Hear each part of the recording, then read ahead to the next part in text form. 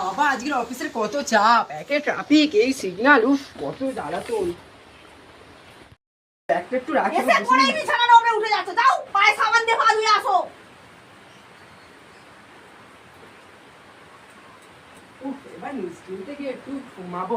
বাবারে দাও প্যান্ট জামা ছেড়েছো, হ্যাঁ নোংরা প্যান্ট জামা পরে তুমি বিছানা উপরে উঠছো। ও বাবা, এবার একটু শান্তিভাবে ঘুমাবো।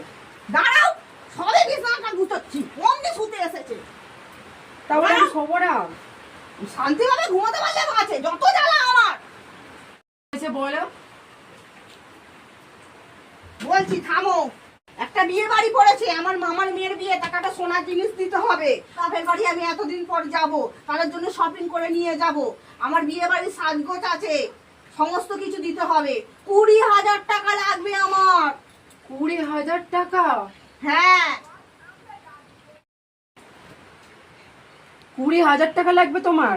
কি গো, 20,000 টাকা লাগবে? কি গো?